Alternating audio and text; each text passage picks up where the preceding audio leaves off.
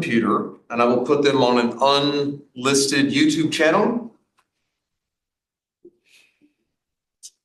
So we'll get started in just a minute. I think we've got most everybody here who's going to be joining us today. We had a few apologies. So today what we are going to do is I'm going to spend about 30 minutes, maybe less, talking about a few professional development issues, particularly now that we've got a big chunk of the research group here as far as PhD students, some of the motivations, and then Gerhard is going to lead us through about a 90-minute seminar as we start to unpack this reading that everybody was given. So the given that Francois is new, should we just do a very quick introduction? Sorry. So we have somebody new joining us. Do you want to introduce yourself to the group? Yeah, hi, I'm Francois. I'm from philosophy. I'm interested in concept, understanding ethics, a lot of things, but also on First Nations issues. Awesome, excellent.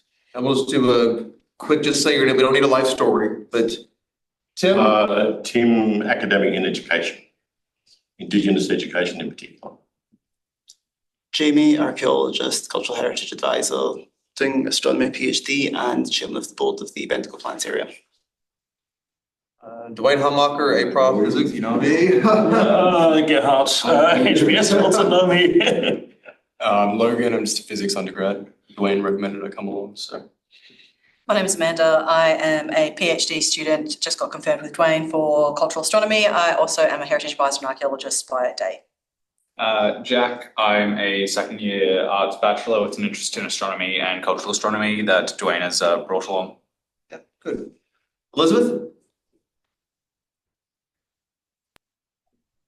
Kelly? No, Elizabeth first. Sorry. Oh. Yeah, I'm Elizabeth Brooker. I'm just a grad student at James Cook University working with Dwayne on Torres Strait astronomy. Good. Kellyanne? Oh, thank you. I didn't see everybody else in the gallery, so I apologize. So Kellyanne Blake, Wadawurrung woman. I'm also a heritage advisor and have done a master's in professional archaeology, and I'm hoping to I'm submitting my PhD application for Indigenous knowledges to work in cultural astronomy from Wadawurrung perspectives and input. Dwayne? Hello, I am Dwi. I'm from Bandung, Indonesia. I submitted my application for PhD program this semester. Thank you. Harriet?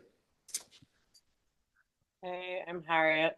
My background's in anthropology, and I'm looking at some space anthropology and ethics around space exploration and connections to cultural astronomy.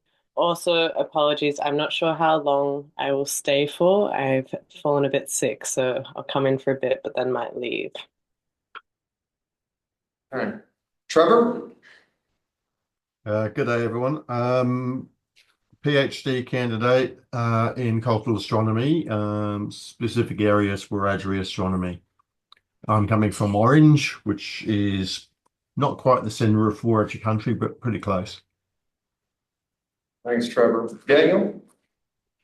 Hi, everyone. I'm also pretty sick, so I'm probably not going to hang out for the whole thing. I'm in the Bay Area, California, and I got my PhD earlier this year focusing on exoplanets, and I also am an educator and a singer-songwriter, and I'm a semi-finalist for Fulbright to hopefully come down and work on a interesting Aboriginal music project. Great, thanks. And we've got another couple students who aren't here. Danton Wheel is a French-Malaysian student who'll be coming to work on cultural astronomy in the South Pacific, especially with Franco-speaking countries. Not much is done in the French language areas, so it's a really great opportunity for him to build up in that area. Jessica Heim is a PhD student who lives in Minnesota, who is doing her PhD through USQ on space ethics, light pollution, microsatellites, policy. And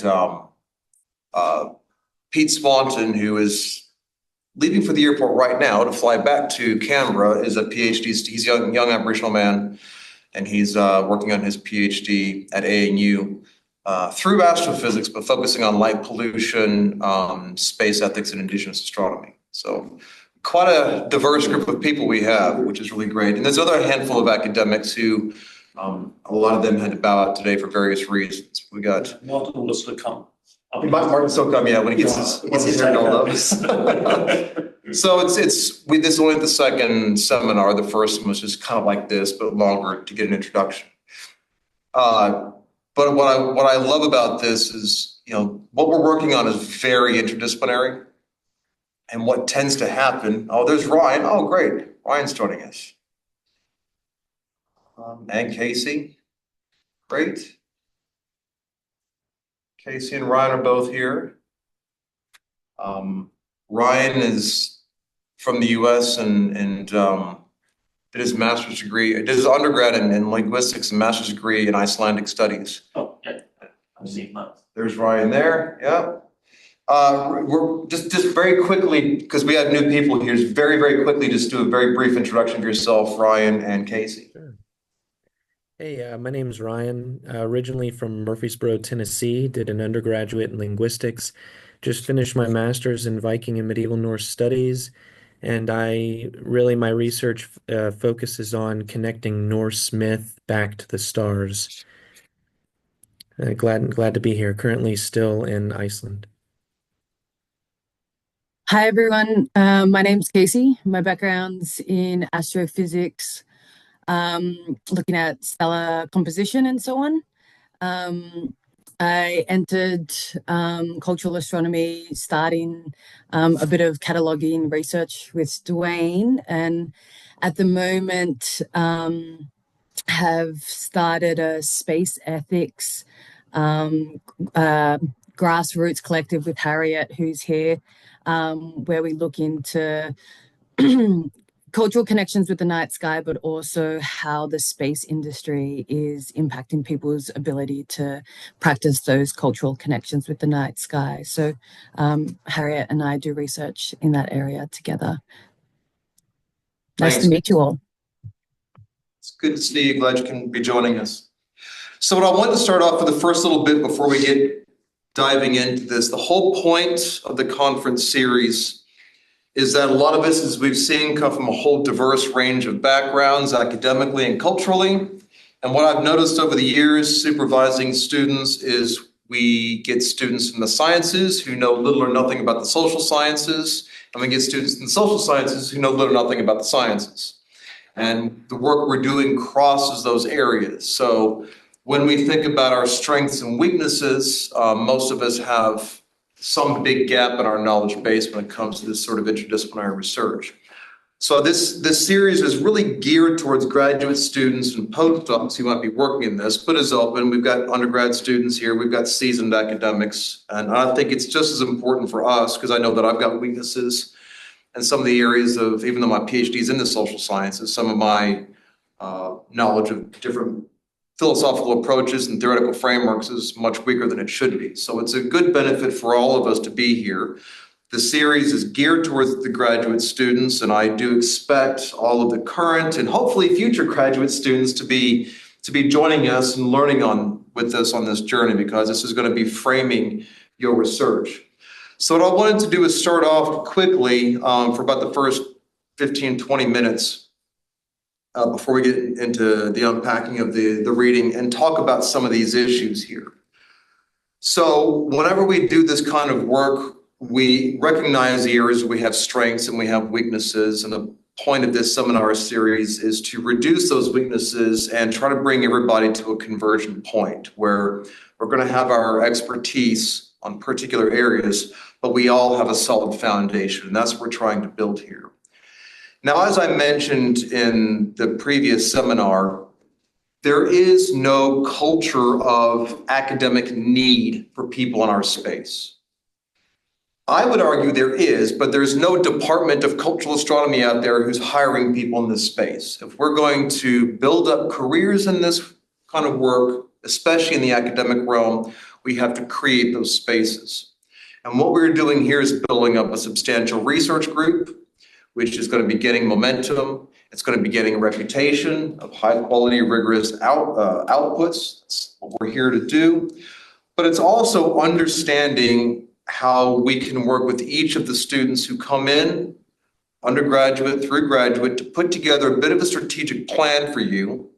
What is it you want to do? Because we get very, very few, almost no traditional students. I don't think we have anybody here, except maybe, I don't think there's anybody here who's come in out of an undergrad. It's like, you're on your way, but we don't usually get somebody who, I finished my degree, I want to start a PhD right away. We get mature age students, people who've left, come back to academia, people who've had non-traditional routes. Almost all of us have done that. 2 current PhD students here work professionally as archaeologists, getting students in the 30s and 40s. My very first PhD graduate is Bob. He was 67 when he graduated. And Trevor's second. And Trevor, I think you just hit 60 this year, right? So we don't get traditional students in that regard. 61 this year. 61 this year, all right. 60 now. But what we need to do is work with each of you individually, but also as a group, on how we can start to help you in this regard, build a name, build a reputation, build a career in this space. So the first thing that we have to talk about with this, before we get to strategic plans and working on individual projects, is an understanding that the way things are done in the arts and the humanities and HAS areas is radically different to the standards of the way things are done in STEM areas, and sometimes are done in polar opposition. So when I spent time in Heidelberg working with the center there, they were very much focused on social theory. They didn't understand how physicists work. When we had workshops talking about that, they seemed quite shocked at the way we work, and the physicists were equally shocked in the way that things are done in areas of the humanities, for example. So it's important that you understand how things are done in the different areas, but as part of developing your strategy for how you're going to move forward in your degrees and in your progress, it's important that we frame it so it fits with your track record. So some things we've learned in this space, having your degrees in radically different areas can look really great on paper. It can seem like great bragging rights. In the academic world, that is almost academic suicide. It's not something that's going to benefit you. One of the rare examples of that is history and philosophy of science, where you can get your undergrad, and most people have their undergrad in some field of science, and then do their PhD in a more humanities approach. But like I did, where you get your undergrad in physics and then PhD in indigenous studies, or many of you have degrees in different areas that are like this. When you go to apply for a permanent academic position, unless you're specifically targeting one of the rare areas like history and philosophy of science, it's not going to work very well.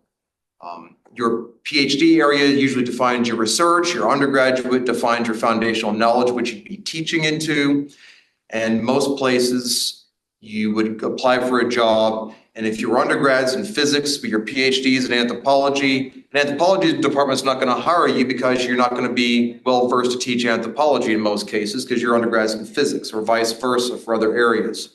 So what I'm getting at is when you do research and publications in the arts HAS areas, people are going to know this as well, if not better than I do, there's currency in monographs, there's currency in book chapters, there's currency in journal papers, but the main thing that it's expected to see is a big monograph.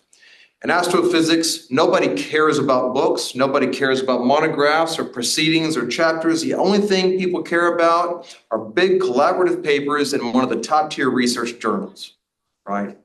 That means in the world of astrophysics, they want to see lots of authors on a paper to know you can work in a large collaboration. A lot of areas of the humanities in particular, multiple authors means, well, you're not doing your own research, you need lots of help. They want to see sole author papers. Places like archaeology are kind of exceptions to that rule, and nothing is a hard and fast rule, but that tends to be how it works. So when we start working with everybody on a strategic plan for how you're going to carve out your career, we need to think about the types of outputs you're going to have, and whether you're going to focus on those outputs during your PhD, or whether you're going to focus on them afterwards. It's relatively common, I think you guys would agree, that in the humanities and HAS areas, completing a PhD with no publications is not uncommon. and that you might focus your postdoctoral, what's considered your postdoctoral career, on publishing your monograph or publishing those papers.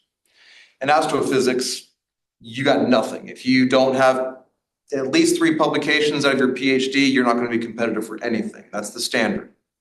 So people like Pete and Jessica, who are working with me, but they're enrolled in astrophysics programs, their theses are expected to be publish 3 papers, put in some bumper chapters at the beginning and end, and that you're done. That's it. For those of you who might be enrolled in a more humanities program, it's not going to go that way at all. Elizabeth, we had that talk on Monday at JCU with the Nuggeters. That's not how they see this being done at all. And it's going to depend on your approach and what you're expecting to do in this regard. This is also going to tie into authorship on publications during your PhD. I think a few of you have done the university's, onboarding for graduate students, and they set forth the protocols for authorship on papers and things of that nature, which I will say, having seen it, was written by the arts faculty. It was not written by the sciences, because the requirements for authorship on publications and how you do that, you go to that side of campus and they'd be laughing and screaming. So we have to have some discussions about collaborative works, authorship and co-authorship, particularly with colleagues and authors, the types of publications you put out and when you do them. Maybe you do some during your PhD, maybe you wait until a bit later.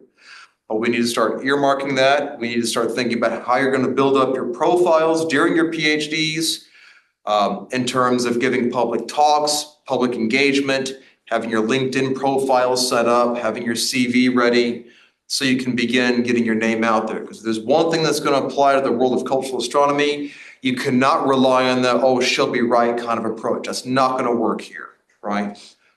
Unless your thesis is already in a mainstream area that you're working in, that's probably not going to happen, which means you have to get your face out there. You have to get your name out there. You have to get a track record going.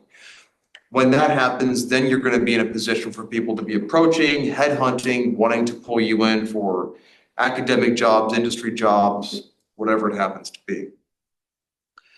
So as time goes on, I'm going to have individual meetings with everybody, but it's also good, especially if you're in more of a collaborative research group, that we have these discussions very early on, so we can start putting together the framework for how you're going to be engaging with your studies and making sure that your outputs and authorship and things of that nature are going to be consistent with the area in which you're most likely going to be getting a position.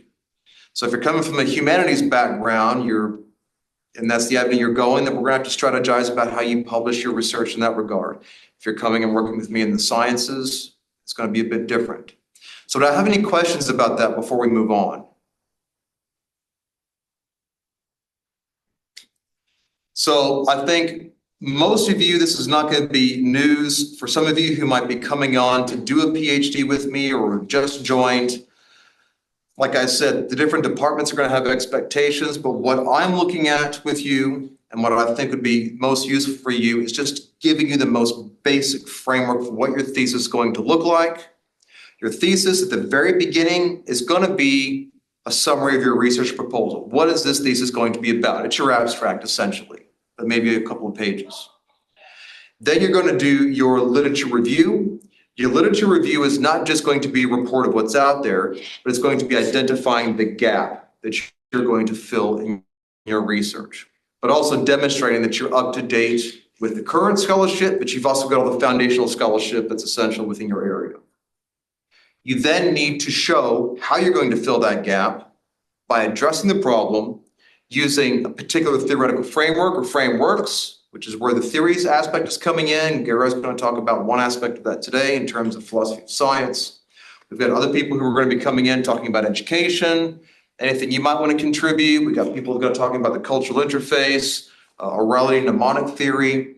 And then you're going to have the application, the methodology. How are you going to actually do the PhD? And that's going to be your tools and methods. I'll be talking this week, and next week is going to be dedicated to plurality in science. The following two is going to be me deep diving into positional astronomy. We're going to be talking about those methods. And there's going to be a lot of different stuff we do as this series progresses. Then you're going to do your meat chapters about how you actually execute that, your conclusion, discussion, and at the very end, this is something that you don't see in the sciences at all, but we are going to be seeing in these types of theses in cultural astronomy, is the reflective chapter, which is kind of like a discussion. What did you set out to do? What worked? What didn't work? And why? And what lessons you can take away from that? And how you can apply that to future work that you're going to be doing. It's a very simple way of doing it, but that gives everybody an idea of what to expect, an idea of what your thesis could look like. Now, that may, for some of you, end up being a big monograph at the end. It may be a series of publications. It may be something a little bit different from that, but that gives you an idea of what this is going to look like. So any other questions before we move on to the fun stuff for today? No? All right. Gerhard, I'm going to flip this around. Yeah, I might actually then move over to here so I can see other people better. And people on the screen, I don't just see my back. Okay, so yeah. So yeah, what I want to do in this part, and I think this is in general part of the discussion, that what I had noticed is that when I read publications on different level about indigenous knowledge, the treatment of the relation between indigenous knowledge and science is often a bit, say, hazy, which is reflected on the philosophy of science part, is that really there's not that much of an interaction of the tradition actually working with about philosophy of science. So there are now a few philosophers of science who start working on those kind of issues, but philosophy of science or history and philosophy of science traditionally have come from a very different angle. And historians, as usually say, yeah, you can work on indigenous knowledge because they just apply historical methodology in different ways and come up with this kind of part. But this kind of epistemological question, how do we relate to those, has not really been on the radar for a very long time, because yes, typically what we think about, what are scientists doing over there? So looking at ways how to bridge this kind of gap, and that part also give you, particularly for the PhD students, this kind of epistemological repertoire to actually think of those kind of issues in ways that is substantive, but also gives you, say, kind of a vocabulary to think about those kind of issues. I thought about starting with epistemological or scientific pluralism as one approach. It's quite useful, and also I know that Francois is also thinking about issues how to connect philosophy, not just philosophy of science, but philosophy more close to indigenous First Nations approaches to the world around us, and so that we get this kind of discussion. One of the things we will have to navigate here is that obviously we all have very, very different levels in terms of theoretical understanding of issues. So I might say that Dwayne has already asked me all the stupid questions that you could ask. Mm-hmm. So if you have any questions, don't be shy. Don't be more stupid than Dwayne in this respect. In other respects, there might be other issues. But so yes, if you think, oh, I didn't understand any of this, that's not a problem at all.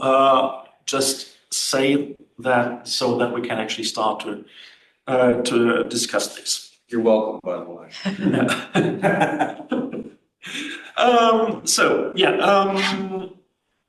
Just a bit of a broad intro, because I thought about what kind of topic it is. There is anybody who has not heard about that before. The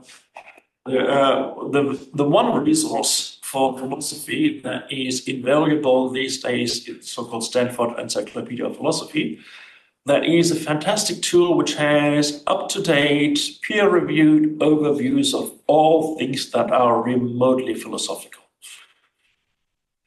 So yes, it also has an entry on scientific pluralism that is useful to look at, but it packs a lot of things in there. I thought that if I get that to you to read, that is so much at the same level. But it's definitely, whenever you look for help from philosophy, you get there you also find a bibliography with virtually all that relevant literature on the topic that you could think of. It is definitely recommended for this part. But okay, so instead, maybe my early modern historian of science has betrayed me here. Maybe the Hesychon chapter is slightly more accessible to begin with. I should have thought, and yes, because the other approach comes from discussions of archaeology by the Canadian scholar Alison Wiley. Maybe her approach would have been at least connected the two of you more closely to what we're talking about here. But okay, so broadly speaking, I want just leave it as to just try to do a very short introduction. So scientific pluralism, in a very rough first-hand approach, asks the kind of question, and the question is, can two different scientific theories on the same subject matter be true at the same time? Traditionally, science would come and say, okay, we have one true representation of the world. We find out about that through the scientific method. And over the years, then first actually within the sciences, there was discussion by biologists who wanted to claim that they don't use the same methods as the physicists, and biology is not the same as physics. Whereas many physicists thought, okay, yes, biology is just an application of physics, and ultimately biology must be reduced to physics when we get there. And that is, I think, except for very few diehards somewhere in physics, nobody these days still thinks about it. But one of the questions that comes from there that we can have is this kind of question about different competing scientific theories. So where Chang's chapter is coming from is in a book that reflects on the history of chemistry in the 18th century, where we basically have, traditionally you might have encountered that at high school level, this kind of the phlogiston theory and the Lavoisier's theory of oxygen. And while some traditional way to teach that is, yes, it was found out that phlogiston theory is wrong, there is actually not really a good scientific, there's no evidence to show that one theory is right and the other is wrong at the same time. So the reason why the oxygen theory prevails are much more on the political, sociological level than actually on the level of, say, experimental evidence. So Chang here asked then, what was the problem of having two competing theories on the same part? Can't we just have pluralism? Is it not possible just to think, okay, we don't have to then make a judgment to say we just follow one theory, the kind of traditional model that would come out of, say, people like Thomas Kuhn with the idea that normal science is we're one paradigm and that is how we work on those kind of structures. So to look at that in historical theories, but we can ask about that kind of question on different levels. We can run on the very instrumental level to ask, oh yes, we have different, say, research programs that are competing with each other. Let them just compete with each other. It's all for the benefit of others. It can be on the epistemological level that we say we can't just decide between true theories, but ultimately there's an idea of different theories. There's the third level, which I believe might be better to leave to the next time, but maybe some of you might come with some ideas. That's the level of different ontologies, which clearly is the one when we talk about indigenous knowledge will be the most important one. When we have completely different worldviews that are sitting next to each other, how are we negotiating those kind of questions? So in this part, what I would like to look for today is focus very much on kind of how can we think about epistemic pluralism compared to the kind of epistemic monism, the kind of idea ultimately science has to derive from one truth about the subject matter, and that is the norm. So how does that relate to the political model that Chang brings in? The question of relativism that comes in the question, and this kind of classic question is who gets to sit on the table? Well, if we allow more than one view, why can't have everybody their own science, and basically any crackpot can just claim to have their own scientific theories. So first of all, before going into the details, are there any questions about understanding, especially of the first parts of Chang's reading that you want to bring up that might be necessary to clear up here?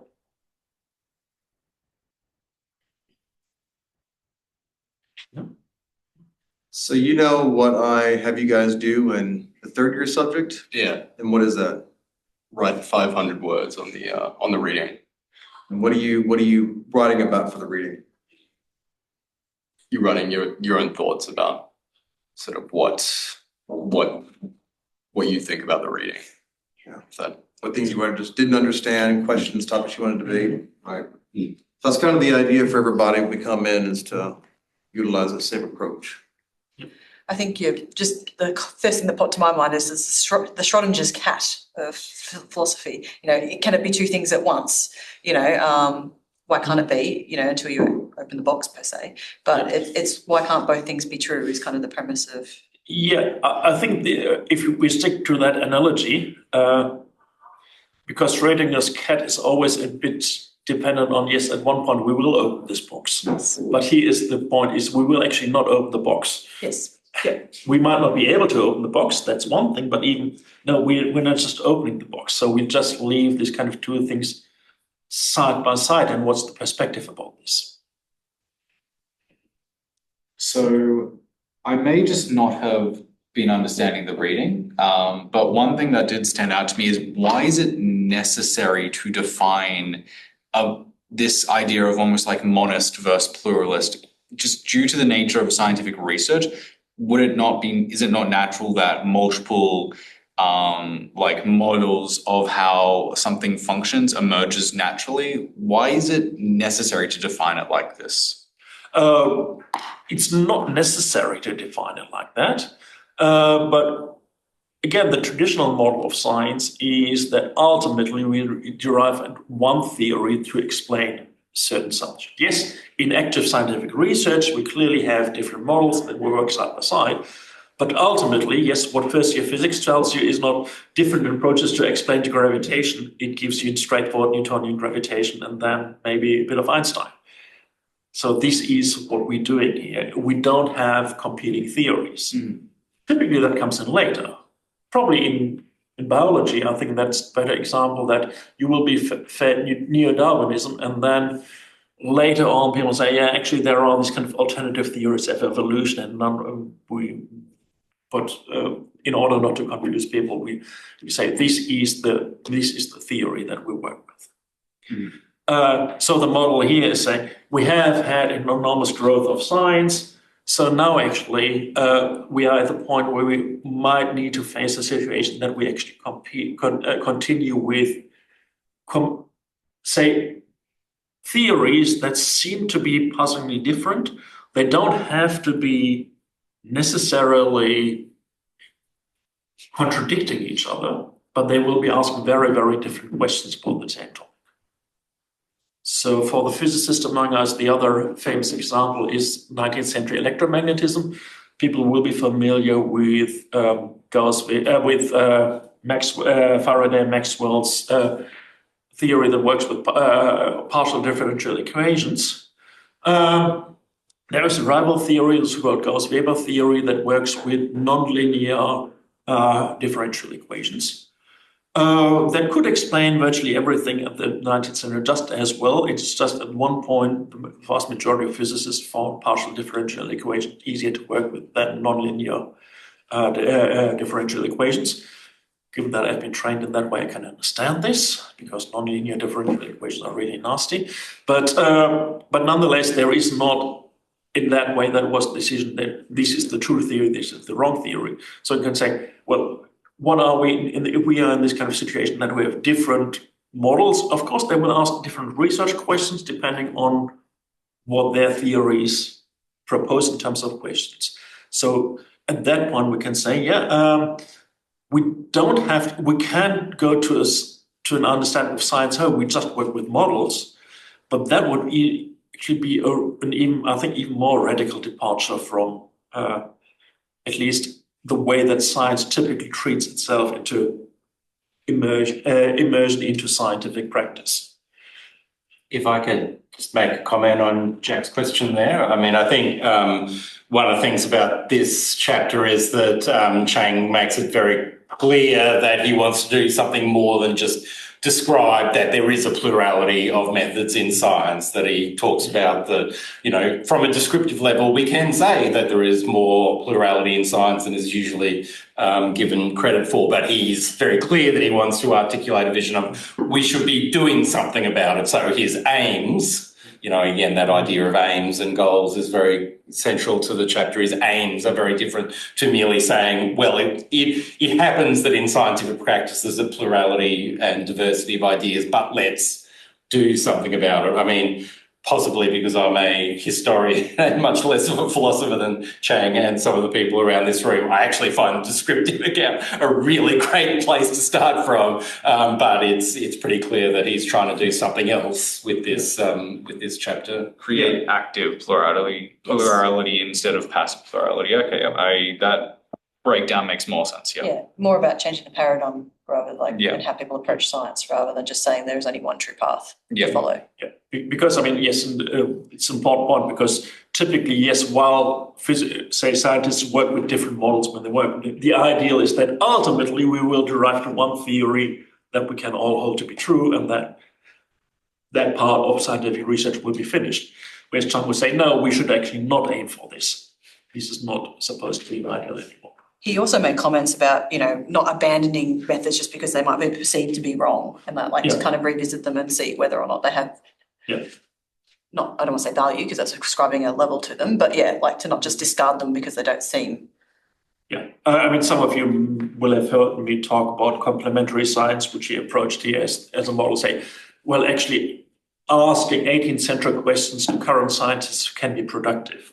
And then same one can say, well, asking question from indigenous knowledge to current scientists might also be very productive to them because they say, oh, I've never thought about that in this kind of thing. And even though I thought I knew the matter, suddenly I start to ask tricky questions. But also, if anybody on Zoom land wants to ask questions or join the debate, please do so. Yeah, Francois. Just one comment about, why bother about unique, what is he called? There is the pluralism, and the other one is just one unique theory, right? I think one big motivation has been traditionally something like realism. So your theories are not just instruments and models for prediction, but they are supposed to depict real patterns. So once you can start seeing them that way, so it's like, was it plenty of real patterns? And then how does it all fit together, right? You have some kind of constraints of integration here on these real patterns once you have these more realist commitments. And I think traditionally, you'll correct me, but traditionally in the history of science, this taking this realism commitment seriously has been foundational. And now people are becoming a bit more relaxed, saying, you have to think harder about how different levels of real patterns, how massively complex causal networks can be described at different levels, and all the kind of different patterns that are persisted by different models may actually coexist, right? Ontologically, metaphysically. Of course, also part of that is, and I think here this group is in a very different situation, that yes, if the objects you look at are planets and stars, it's much easier to think about them in terms of realism than if you think about products from 20th century science or things that you can't see directly. You only see representation through various scientific instruments, or you produced by scientific instruments, where the realism question is a very different one, because yes, the kind of classic question, don't you believe that Venus is real, is a bit of a different question than don't you believe that top quarks are real when we've seen one for 30 seconds particle accelerator detector once. So this kind of, yes, we can think about the question of realism, but what does that mean? This kind of idea of pluralism having different theories, because what kind of environment do we have here? If we come from this kind of pluralist idea in politics, as Chuck suggests, is it a bit like the liberal democracy of science? So we have competing theories, and then maybe every 4 years we have an election.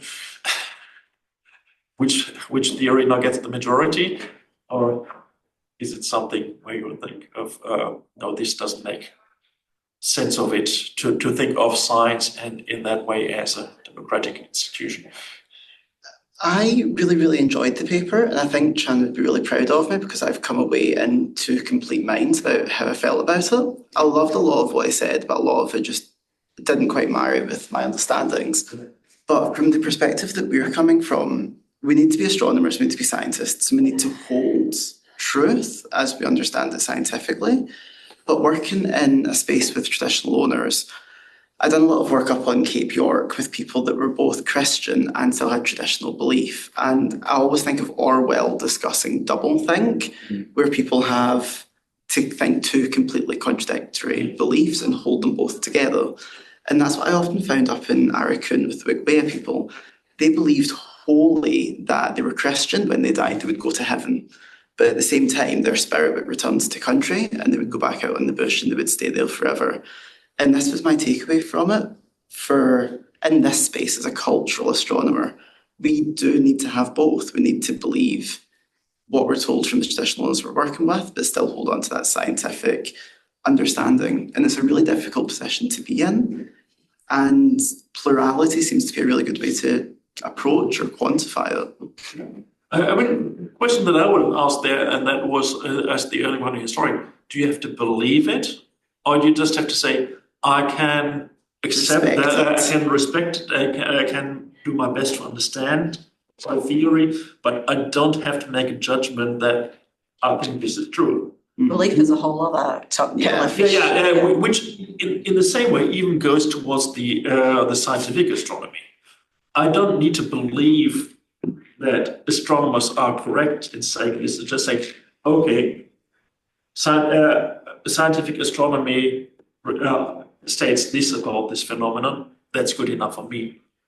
And this is what basically the kind of classic historians of science and more recent, say, rhetorically stronger sociologists of science, methodological relativism. That is, when you look at a knowledge system, you're not looking whether it's right or wrong. You're just saying, why do people believe that this is wrong? I think to your topic, okay, the two things coexist. I think we have to kind of go back even further and say, well, what is science? What is the definition of science from a basic perspective? Is it just the repeated observation of a particular thing that then provides evidence for you to make a hypothesis and then can prove that hypothesis is true? Because a lot of people think that science starts with Western science and that therefore that's where it's limited to and that it doesn't exist otherwise. Like I was talking the other week about Neugebauer and how he reviews Mesopotamian astronomy as the only true astronomy, but only from like the 6th and 8th centuries BC on. He discounts everything else before that because it involved religion. And so it's kind of like it's picking and choosing the bits and pieces of something when it's like if you take everything as a whole and then kind of losing myself in the argument, but it's the idea that what is science? If science is just repeated observations, being able to make you be able to predict something happening again in a repeatable way, then science can happen anyway and by anyone. And so I think it's trying to, I don't know, Gerhard, if I'm going too far off, but I feel like that's I mean, okay, the question at that point is, again, I would always like a very strong rhetorical disarmament when we talk about science in the English language, because such a loaded term here. Can we talk about knowledge instead?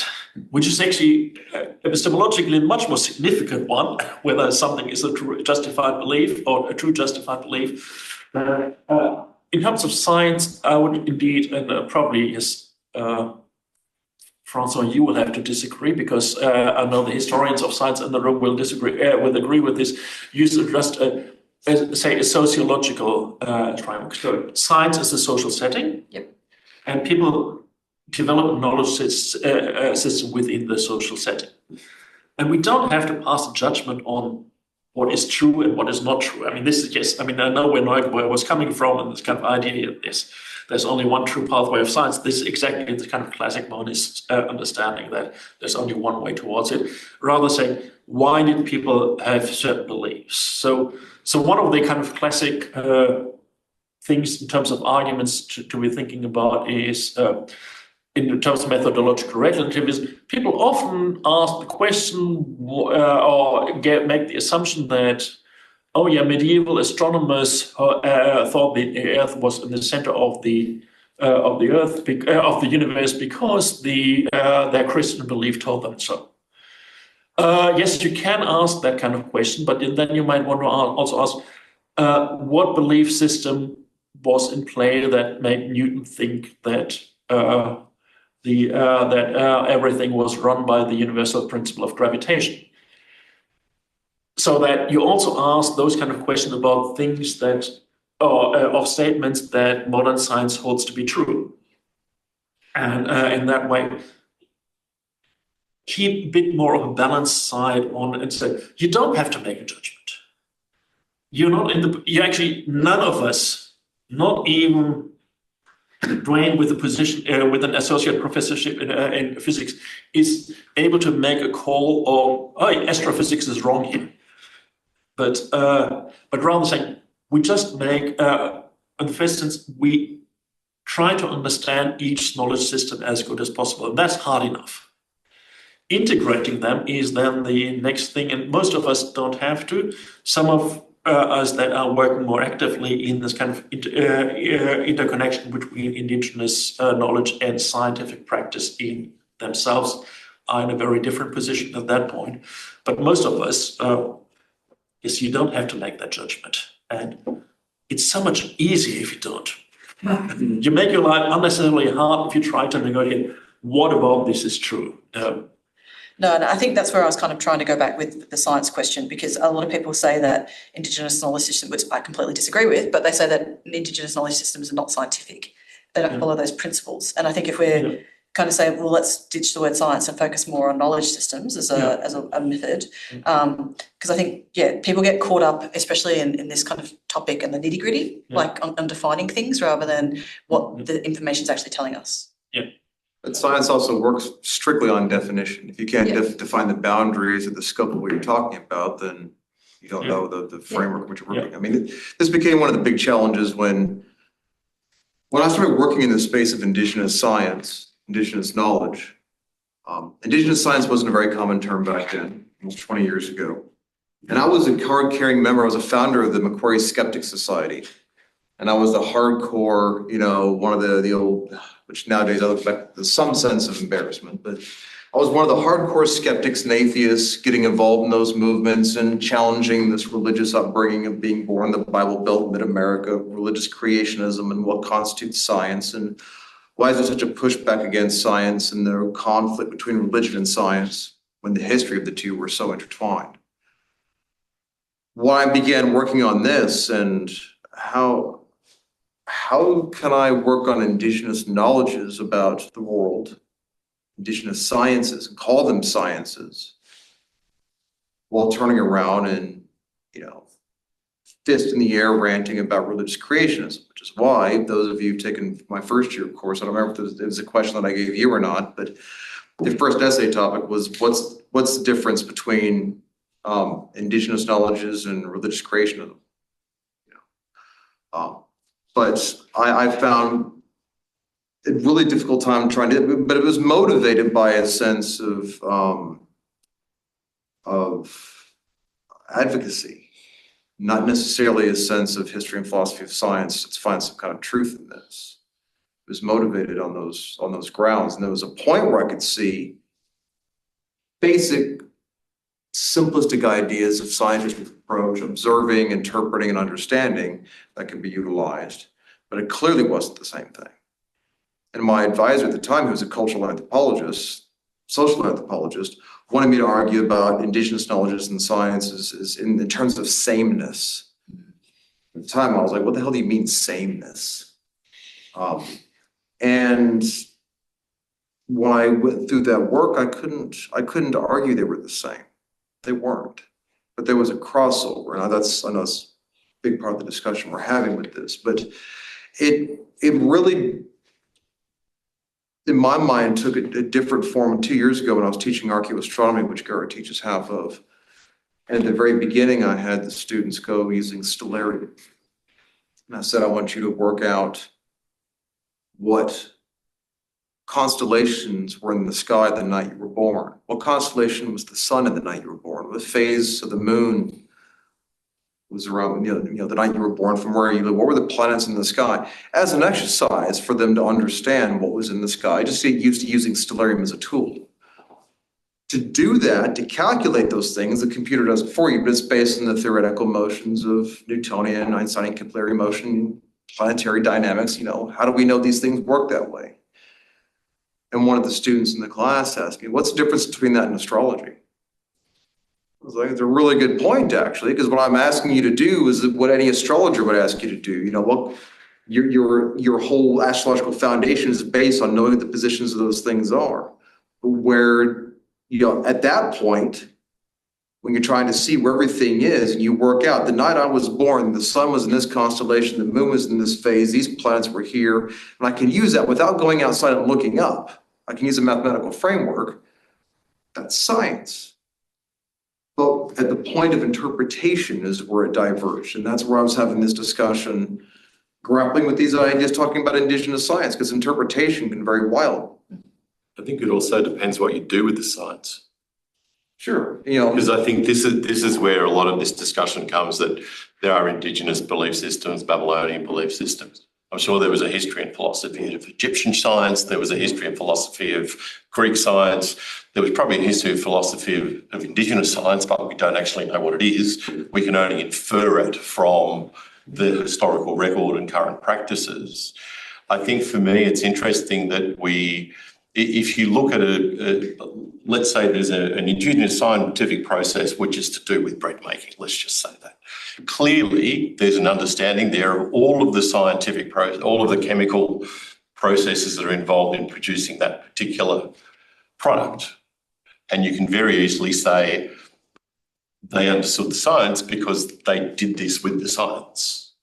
And I think where I get confused is talking about their knowledge system clearly was extremely good at problem solving because they've done it for however many years we now agree they did. What was their philosophy? And clearly their philosophy is mostly couched in terms of survival rather than, and who's doing the PhD on when people, the guy who was here last time, when you could actually be a philosopher in your society. He was talking about that. I just think there's imposing the Western philosophy on indigenous belief systems that sort of goes back to what you were saying. Even though the outcome might be the same, did indigenous people understand chemical processes to do this particular thing? Yes, they did, because now they use it. How they got there is probably a question that you might answer. It's a good question. So just to get back to that point, one of the problems with this kind of vexing science question is that is a legacy of Greek philosophy that had this kind of classic distinction between episteme and techne, so between basically science and technology. One is where you know the causes of why things happen. That's proper science. The one is just knowing how without anything, that's not proper science. And that is very much still in this kind of background, even though modern science doesn't have this kind of distinction at all. If you have experimental evidence for something, you don't even know why it needs to be the case. You just say that this is the case. But still in the background, and this is very much in this kind of, this is not proper science. I mean, it comes also in kind of a much milder form in terms of, engineering is not proper science. Or what even surprised me coming here, because I never encountered that in Germany, that natural history is not proper science, because yes, they just do a bit of taxonomy. That's not really something properly and try to overcome this. Because yes, the important part in that part is yes, how is knowledge generated and how do people understand the knowledge they generate, what they do with this? And are their knowledge systems fluid? Yeah. I think there's an idea that Indigenous knowledge systems were static. And we know that's not the case. Yeah, I mean, I would say, I don't think, I mean, it's always a matter of perspective of the landscape you're right in, but I can't imagine that any knowledge system ever is stable. It's just the kind of question how fluid things are, how fluid things change. And certainly is modern science simply through the fact that we have now more than 1 million scientists probably working in science, of course, creates much more rapid fluidity than it would have been in the 18th or 19th century, when it was just a few hundred or a few thousand people working on it. So there's those kind of things happen, but I'm not quite sure it's all just about survival. I mean, yes, let's say in Central Australia, probably a lot depends on survival, but I'm not quite sure about Torres Strait Islands, because that doesn't strike me as a society that necessarily is just fighting for survival. The point that was brought up really is one that I've been grappling with very recently, because in my discussions of this, there is looking at a natural landscape feature and deducing how it formed by what you can see and comparing that to something similar. There are the examples of where that, in a scientific sense, is totally inconsistent. In a cultural context may make perfect sense, but the way we think of it in this discussion of scientific context wouldn't make any sense. And there are times where it does, but you're never quite sure, is that coincidental? But, so I think of Norla, this giant asteroid crater out in the central desert. They talk about a star maybe falling and hitting the ground and driving the rocks upwards, which is how it formed, but not really, because that's the central uplift of a highly eroded impact structure that eroded down over 2.25 kilometers over 140 million years. What you see now is not what it would have looked like when it was above ground, but it still looks kind of the same. And because the scientific viewpoint is of as an asteroid crater, it looks like that, then the people saying, oh, see, they clearly had science. I mean, this is something I've done, I've grappled with. But what got me about that is coming to the same conclusion, but a different avenue. So I published an article last year about how Torres Strait Islanders predict eclipses. And this derives back from a ceremony where they only hold this particular ceremony during a total lunar eclipse, like the one we had last week, that is supposed to represent both not a symbolic, a literal source of bravery, like people would reach top level of initiation to show their bravery, but it was also the last final stage of the training of the Zugabababai, the traditional astronomers. Now, this is not something that just the moon starts going dark and everybody scrambles around and holds a ceremony. It was something they had prepared for months and months in advance, right? Indicating that not only just the process of them knowing that's going to happen means they had to be able to predict it. This also being one of the top levels of initiation, being one of the most difficult skill levels of the astronomers to be able to do this, shows they had the ability to predict an eclipse. Well, how do you predict an eclipse? You have to understand the serocycle. You can't really do it if you don't understand the serocycle. You have to have some understanding of eclipse seasons to know those nodes are going to cross. And you have to know that you're never going to get a lunar eclipse when the moon's a crescent, for example. It's always going to be a full moon.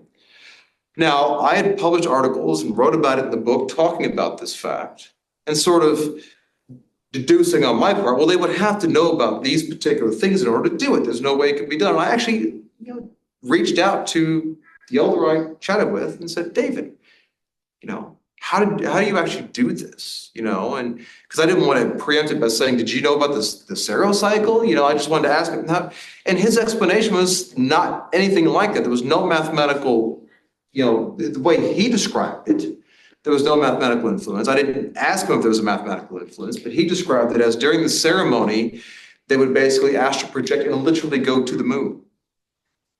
And that's how they knew it was going to happen. It's because they're physically, metaphysically, I want to say, they're on the moon. Now, I don't know if this is the traditional reason that was passed down.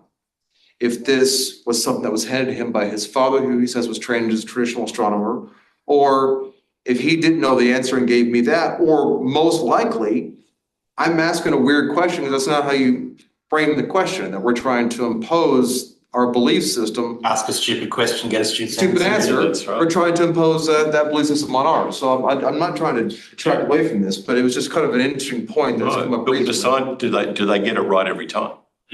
Yeah, I mean, the other thing for a historian of science, and this is probably an answer that we never get, is, of course, okay, how do you know about this? But how did people originally find out about it? Because once you have established a method that works, that's one thing, but how do you arrive to that? And there's kind of, we have the understanding, the Babylonians and the Mayans did it by just looking through long cycles they've noted down. Kind of interesting, right? And did they really just on the random chance memorize all the dates of lunar eclipses for the random chance that at one point they would be able to spot the... I mean, this is the question that was brought up. And then, when you know the final answer, you almost, because what we do now, you try to extrapolate backwards. It's 223 lunar months before that same orientation occurs. Is it like 2.5 years or something between? 18.16, so something like that. It's just a hair over 18 years. But it's 223 lunations plus 8 hours. That 8 hours cannot be, ignored. That means if it was going to occur at sunset now, as the moon's rising, 8 hours later is the middle of the bloody night, morning. So it's almost at dawn at that point, or at dawn at that point. So just on that last point though, I don't think chance and statistical analysis of large numbers can be discounted. And if you look at a lot of our scientific discoveries, pure bloody accident. Absolutely. And people are just built on it. Yeah, but this is, again, I think this is not just about indigenous knowledge, but all kinds of early science. It's kind of, there are things we just can't find out because somebody did it. The only thing that we realized they have done it, managed to find it out because they have. How? This argument was made when I was doing research on variable stars. So when you look at Betelgeuse has a variation of about 1 magnitude every 300, 400 days, but over a year. There's other pulsations within that, but a full magnitude is quite noticeable, but you have to have comparison stars to be able to make that. If you're just looking at it on your own, it's going to be hard to tell, but you can tell by comparing other stars whether it's brighter or fainter. But there were a few amateur astronomers who argued that Aboriginal people wouldn't have been able to figure that out because they wouldn't have known. It's something that somehow at some point in time, somebody eventually figures out and then extrapolates backwards. And that goes back to, which Herschel was it? I always get the two Herschels wrong. Was it William Herschel? William. Yeah, it was William Herschel. Yeah. Who had been doing that exact thing. He'd heard about people talking about stars varying. So he writes down a handful of stars in the order of their brightness and just keeps doing that. And over a few years, we actually forgot about it. Goes back at one point and notices that one of those just kept moving around the list because the list should stay the same if they don't, right? But they'd argued the point that they couldn't have done that. So I think one of the things that I was trying to think about in terms of this question of the scientific approach to long-term cycles is we can see short-term cycles and we can start to notice longer-term cycles based on those short-term cycles. We think of things up to a year, because that's an easy one, but then beyond that, what are we going on? 10, 11-year solar cycles, cyclic period of Venus cycles. At what point do you get to something like the Saros cycle? I mean, I don't know the answer to it. I'm thinking out loud, but these were the questions I was trying to consider. How would you figure out something that long? And working out how other cultures did it. But the idea, the reason they said that is because Aboriginal people didn't keep a written record, therefore there would have been no way they would have known that. When orality, when you understand how orality works, it can be incredibly accurate and it can keep detail that I think in terms of science we think is only valid for written records. There is that bias, yeah. If you look at a tipu, the way you can have long strings of beads and each one of them has a meaning. There can be number counts. The mathematics and the stories line up for those kinds of things. You might see looks like a grass skirt is actually a giant mathematical table. So the framework in which we understood science and what was capable, what people could do within the framework of science was based on you would have to have a written record. You'd have to have something, but then at some point somebody figures it out. and then it's easy to extrapolate backwards. I mean, that's where you're going to before I jumped in, But it's prevalent even in like, Near Eastern astronomy and history where, a lot of the Iliad and stuff was discounted because it was an oral history before it was written down, therefore it couldn't have had any level of accuracy, and it was just a story. And, a lot of it is, elaborated upon, but they found things that were described to very much detail, like certain types of helmets and stuff, and they found them in archaeological sites, and they date, 500 years prior to when it was written down. So I think that there is just not natural, but like a prevalent skepticism, I think, that if it's not written, it'll be forgotten. Do you think that still exists? I think it does sometimes. We haven't moved past that. I mean, I think that like people's memories It's a bit scary, isn't it? far more capable than what we give credit for. But everything is kind of, I feel like there is still a preference for that. I actually discussed this a couple of weeks ago at a talk that I gave. And my take on it was that, yes, it's very much prevalent still, but it's also a radically new idea to have this written system. Humans have been around for 200,000 or 300,000 years, writing 5,000 years, give or take. And right now in Tasmania, literacy rates are about 50%. So universal reading and writing isn't something that we have. We are still very much an oral species. It's just in the last couple hundred years we've been moving away from it and focusing on mathematical formula and written records. Orality story can't be discounted. It's how we've transmitted our knowledge for 200,000 years. But the mathematics can be embedded within the orality as well. Exactly. Which means the scientific knowledge can be embedded within that, which is a very different way of doing it. So when was history, can we go back to you? Yes, when sorry. was history and philosophy of science first considered to be a discipline? Very nice historian wins first. Don't ask historian wins. University of Melbourne. I mean, as it is, okay, philosophy of science is indeed, you can say it is quite old because, formalized, yes, it is. It's only much later, and typically you would say maybe 19th century. But whenever I think all kinds of societies that develop knowledge systems, I think that just means all societies, have some reflection on how this knowledge functions and how this works. And so, yes, if you can, certainly we have in Greek philosophy a lot of discussion about what knowledge is and how do we know things. You can say that starts, in imagined situations, in sitting down on the land, looking at a star, and then having a discussion. Yes, how can we know about this star? What do we know, and how do we know? How can we be sure that this is actually a star, or is the deity, or whatever? That kind of situation that comes with this. So I would say,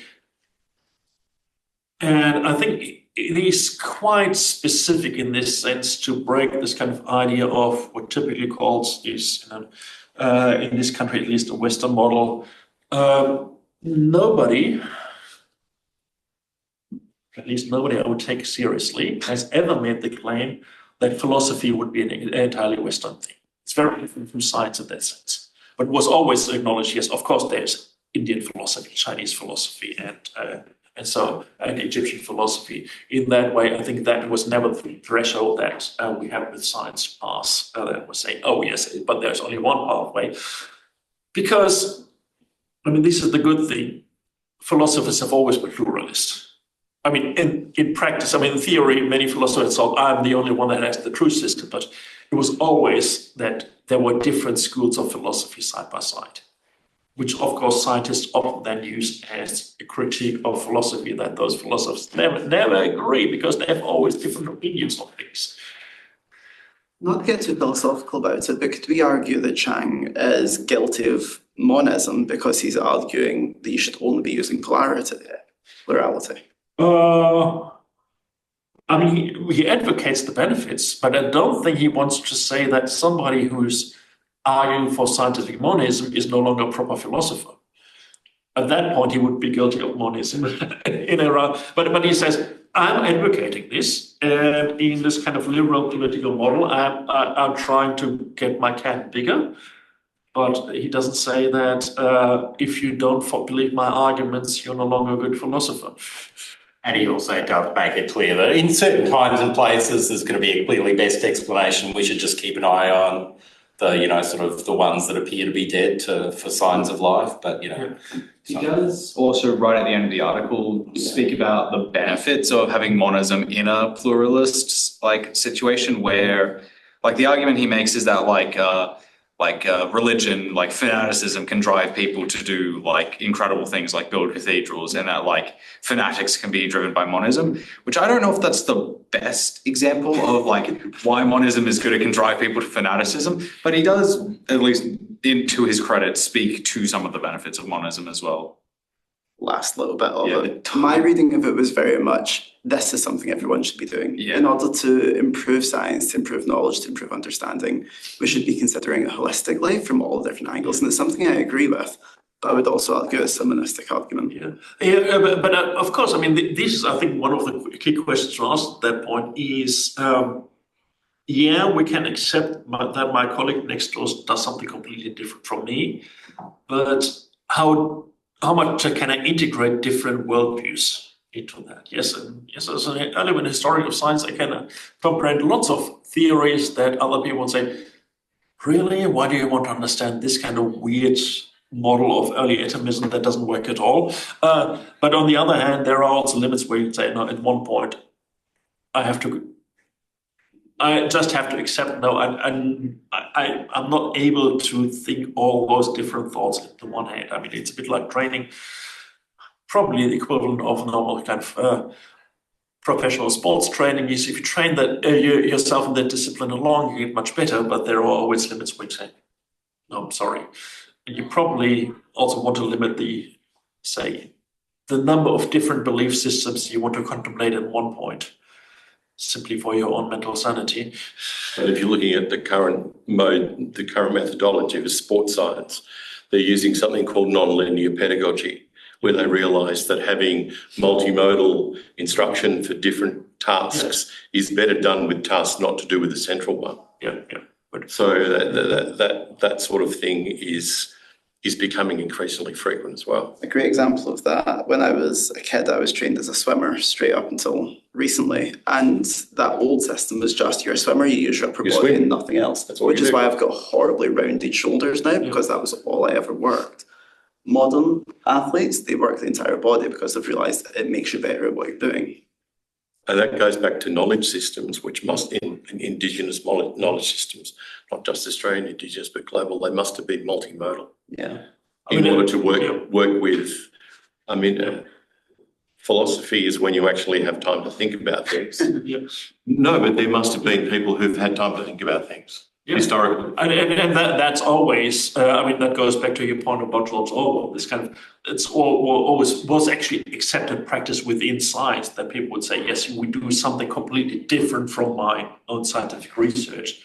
And that could be like Lewis Carroll dreaming about stories about little girls in strange countries, or could be doing music, or like Wolfgang Pauli, who always went out to entertainment districts and had a fun night off every night off, and then came in the afternoon, 3 hours of work, and then went back off. So, but yes, this kind of, that typically, yes, for most people, it works much better, which of course goes back to the kind of question about fanatics. We want to have some fanatics in the team, but we all have just fanatics. Doesn't work that well either. What did he say? Pluralism is giving more people a seat at the table, but it's not about sending individual invites. It's not getting to choose who's invited. So which of course is then the problem that we have to come in and probably will. There is an issue. Yes, we need to talk, because I'm pretty sure everybody, and I know Dwayne has been bombarded with these kind of things. It's kind of, I'm happy to accept different parts, but of differences of knowledge, but not this indigenous one, because it's clearly nonsense. And the idea is, yes, where Chang says, no, pluralism is not relativism, and it's not anything goes. So how do we deal with these kind of arguments in this kind of context? So one of the first questions is, yes, if we're accepting pluralism, where do we draw the boundaries?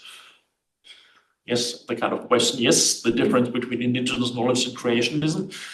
Or, is it the gray area? So we say, okay, these people are in, flat earthers are definitely out. So are young age creationists. What about old age creationists? Do we also keep them out? Or where do we draw the boundaries between the different camps? Is that an issue? It's not necessarily an issue for us, but it will be an issue that you will be facing in public discussions. But why this one? Astrology is the number one that hits every time. Yeah. I mean, to be fair, like the origins of astronomy are from astrology, and there was no separation between the two. So here's one of the challenges that gets a little bit more political in that regard. So, astrology is an area of cultural astronomy, because this cultural astronomy is not understanding, it's not focusing on how do the cosmos work, which we would argue would be astrometry, astrophysics, cosmology. It is instead understanding human understandings and interpretations and applications of that, of which astrophysics would also be a branch, but so is astrology, right? That doesn't mean we're teaching people how to do astrology, or that we're teaching people that any indigenous or any cultural viewpoint is one that you must take, or this is the one that you should do. However, even in my class, which we had yesterday, John Paul Fischbach, a shaman coming in, leading the class for indigenous astronomy through medicine wheel ceremony. And of course, taught at the School of Physics. So the first time I taught that a few years ago, we did the ceremony in the main courtyard of physics at noon, when everybody's walking by, getting their lunch and coffee. And part of the medicine wheel is John Paul's in regalia, passing around the burning sage, which people cleanse themselves. He stands up, people pray to the four directions, the sky, the ground internally, and it's done as a prayer. Now, picture in your mind doing this, while all the physics faculty and students are walking through with their coffee at lunch going, what in the hell is this? Some people looking and laughing, some people looking in shock, some people kind of know what I'm doing, they kind of like, all right. At the end of that, I actually had to give this, well, I didn't have to, I opted to give this physics colloquium titled Shamans or Science, What the Hell is Going On in the School of Physics? So everybody would know what the point of the class was. The point of the class was to teach students about indigenous applications and uses of astronomy, not by me lecturing like an anthropologist or something, but through multi-sensory, immersive, participatory lecturing. They get to learn from somebody by acting it out and doing it and asking questions. This ties into the ideas of astrology, right? So shortly after that, I had students in the class who were coming into the lecture, into the computer lab in the lady area. And as I had two tutorials back and forth, back to back, as the students were swapping out, one of the physics undergrads had said, oh, what are they doing? And they're all teaching Aboriginal astronomy. Oh, you mean Aboriginal astrology? And then one of the students who in my class told me what they said. And I went out and basically had a go at them, yelled at them, used probably a lot of language I maybe shouldn't have, but made the point across. So there's a tension in the school where people understand what I'm doing and why I'm doing it, even though it might not make everybody feel comfortable. And maybe some people are afraid of saying something because they make them look bad. But within the International Astronomical Union, there's now a division on cultural astronomy. It used to be a division on history of astronomy. Now there's a division on history. There's a whole separate division on cultural astronomy. And as part of that whole agreement with the International Astronomical Union, that working group is not allowed to mention or ever use the word astrology. It's written in there as an agreement. You are not allowed to use this because the astronomical community is at such loggerheads with the astrologers. They hate them. They can't even use that word around them. That it's actually, I don't know if it's formally written. It might actually be that they're able to have this chapter on the condition that you never mention or talk about astrology. So how wild is that? Yeah. Especially given the, origin. But if you look past the origin, I know nothing about these domains, but it seems that, I mean, my perception is that astrology is really associated with this idea, not tracking any real pattern, right? And anything. What, sorry? Astrology. Yeah. Not really tracking any pattern, real pattern. I'd say they're very much about tracking patterns. That's the whole basis of it, though, right? Yeah, and succeeding in doing that. Well, you can argue. The interpretation. I've seen in recent books, not anything goes because we can clearly put to the side astrology, where astrology is not tracking any real pattern, whereas cultural astronomy is really tracking patterns. I mean, and that would be completely wrong. Astrologers are totally founded on tracking patterns. It's just where they do that interpretation of what those patterns mean. That's what they're trying to find patterns in human behavior. And that's where the things wind up diverging quite dramatically. And I mean, modern astrology versus what we're talking about with Mesopotamian and Egyptian astrology they're different things. Or even medieval astrology. They're different. It's kind of like there's texts and texts and texts dedicated to, omens about, if the moon rises in this sign or whatever, and then you have that indigenous astronomy too. Yeah, and calamity is going to happen. But they're tracking a pattern that is observable and repeatable, but the reason is for divination purposes. And so there's a whole where the divination is not itself tracking any pattern, we can assume. Well, there's a weird pattern because what will happen is in some cultures there'll be a comet or an eclipse. Now, in some cases, it seems that people know, in some areas, they know the eclipse is going to happen, but they still see it as a bad omen. And to avert the evil that comet or that eclipse is going to bring, the clever man, the medicine man, the shaman, that being, that person who is able to transition between the physical and the supernatural world will perform some kind of a ceremony, a dance, a chant, or whatever it happens to be. And then what happens? The comet eventually disappears. The eclipse eventually moves out, in which point that person has succeeded in doing what they've done, which reinforces their role of the influence they've had and their wisdom and knowledge within the community.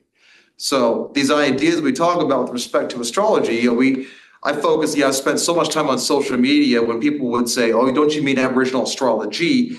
They mean that in a way to discredit it, to knock it down, to show that it's not worthwhile and we shouldn't be teaching it. And then I'm focusing on the astronomical side as much as I can as an astrophysicist, saying, oh, no, it is here. When in reality, there is a big blend between those two worlds. Yeah. And then where do we find that boundary? Do we need to find a boundary? Does it even matter? I mean, because we're not asking physical questions, we're asking social questions. Sorry, yeah.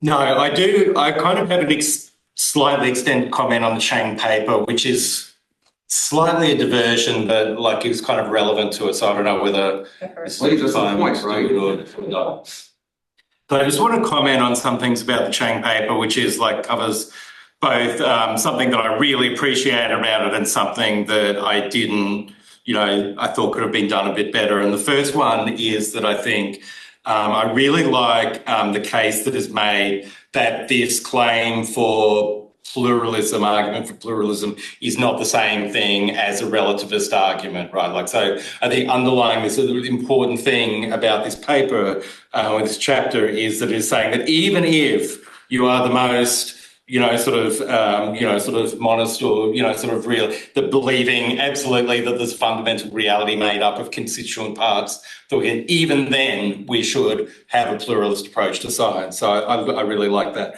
The thing that I thought could have been done a little bit better is because I think he talked about different levels of pluralism and didn't necessarily separate them out so much.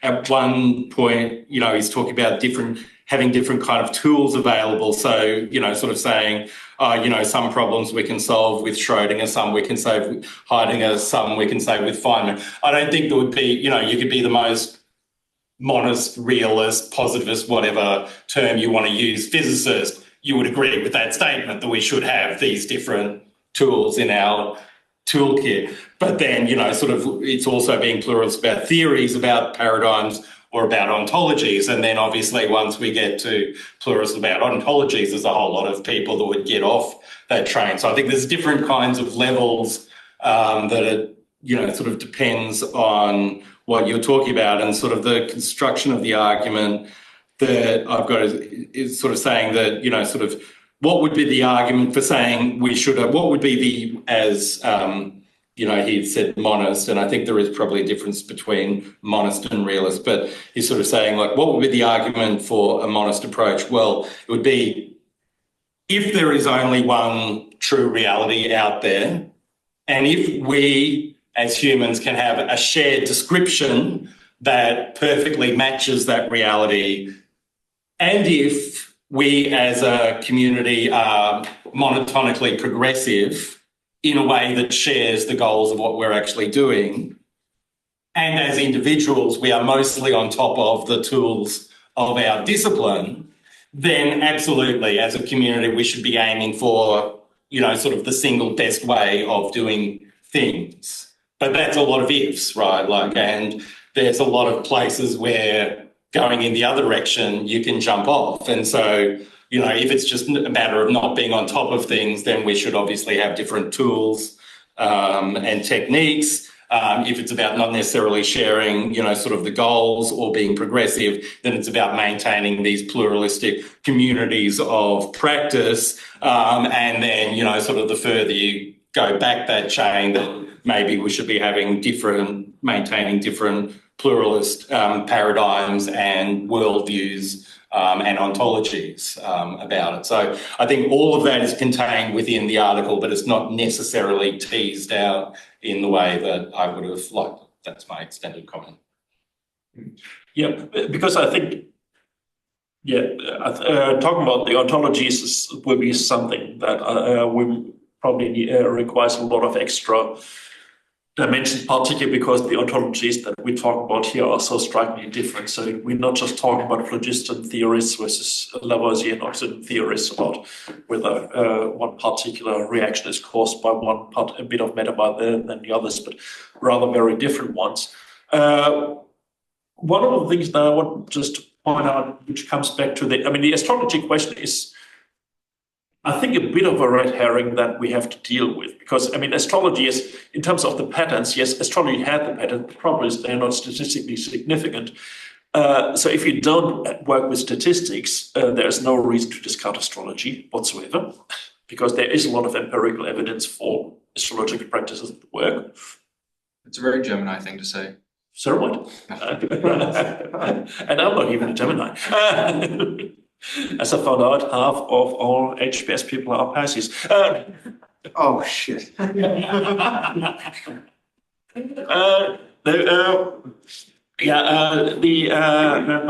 of the questions is, I think it's an important one here for us to understand in the kind of way we think about pluralism, which is not necessarily one you have to think about as a cultural astronomer. Because even though there is this tradition in this country that's a bit on the different side, typically what you can say, well, we have a 40,000-year knowledge system that that deserves to be studied in its own right, and we don't have to make a judgment call on how right or how wrong this knowledge system is. This is product of human culture, and therefore cultural history has to deal with this. It's just part of the job. Yeah. And in the same way that I have that Renaissance astrology deserves to be studied, I don't have to make a call on whether Cardano's horoscope of Jesus Christ was correct or was incorrect. I can see that reasons why he got into trouble for casting a horoscope for Jesus, but sorry, I think you raised a very important point, which is really important for the undergrads and the postgraduates here. One of the things that you need to be aware of when you're writing a postgraduate piece of work, whether it's master's or PhD, is that you bring your own implicit belief system to your research. And uncovering your implicit belief system, especially with these sort of conversations, is, I think, absolutely essential for postgraduate study. And it's not until you can really appreciate and unpack your own implicit belief systems that you can actually hope to do research, which is, I think, truly valid, because we all bring biases to our work. And we live in a world where belief systems are being challenged every minute of every day.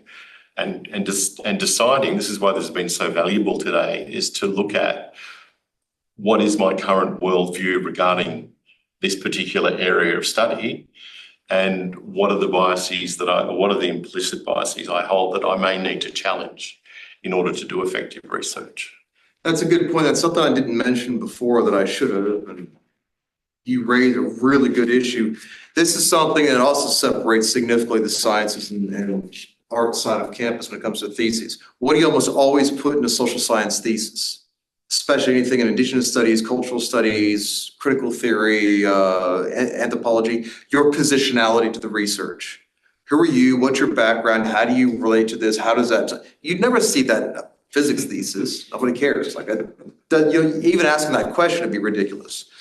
But in social science, it's required. And that's something that should go in your thesis somewhere towards the beginning when you're positioning yourself. I mean, that arguably could even come before your lit review, and which you bring at the very end, like what worked, what didn't work in regards to that. I mean, this whole discussion of us having this conversation for me was years ago, people saying Aboriginal people had no science, therefore their knowledge is not worth knowing about, or not worth caring about, or not worth protecting or safeguarding or even looking at. So mine was very politically, personally motivated by saying, oh, I'm a scientist. I can see science in here. It's not all done in the exact same way, but that was my whole motivation for that. And I kind of mentioned that a little bit in the thesis, but not really, not really. I talk about it in my book. I mean, that's how I position myself in that, but I never put that in my thesis, really. And that's something that you should put in your thesis because that positionality. So thanks for bringing that point up. That's something that all of you need to have in there, I think. Sorry. I was just saying, I was telling Dwayne earlier how, because I'm diving back into some more research at the moment quickly, and I had very clear researcher bias where there's this guy who wrote an article, said like some silver bowls from Phoenicia depicted eclipses, and I was like looking at it, like read his argument, not based in any science. There's no correlation if an eclipse actually happened at the time. He doesn't look at any of the other real features on the bowl, just looks at one part of it, discounts everything else as being irrelevant, and I thought the method was shoddy, and so I thought it can't be right. Absolutely can't be right. And then I went into the research, checked if there's any eclipses on the NASA website, checked what they would have looked like, checked what constellations were there, compared all the iconography in the bowl, and actually came out with he's probably more likely right than wrong. And it was a bit confronting to myself to be like, oh, I was going in this to prove he was wrong. In reality, I proved him more right than wrong. But it was a good way to be kind of confronting the fact that we go and we are motivated by things at times that, Oh, absolutely. About format papers was exactly that approach. Yeah. Trying to prove somebody's point wrong and then being like, oh, not only are they right, but opened up a whole new area. Sorry, Jamie, you want to? All I was going to say on that, the way I've always thought of it as a Scotsman coming to Australia and working with traditional owners is being aware of my ethnocentric viewpoint and how I've always seen the world around me and how different it is here. And what this paper really teased out was that ethnoscientific viewpoint, and something you've mentioned in the past being guilty of as well, I think it was on your paper on eclipses, approaching everything from an understanding as a scientific Westerner, thinking this science is absolutely accurate, therefore it is better. And trying to switch that ethnoscientific viewpoint has been quite a challenge to think there is value as a term in all of these other aspects as well, and trying to marry the two up is definitely something I was going to have in mind, and it's something that I'm thinking about quite a lot. You were also prepared to acknowledge that even the English should be allowed into scientific discussion. I did not go that far, and I never Yeah. And that was made in this paper as well, I believe. Yeah, but that's an important point that probably other readings emphasize more, and also more than I did in my very short introduction, that publishing in this kind of emergent or pluralist philosophy of science owes a lot to 1980s feminist philosophy of science, who started discussing gender and saying, actually, gender matters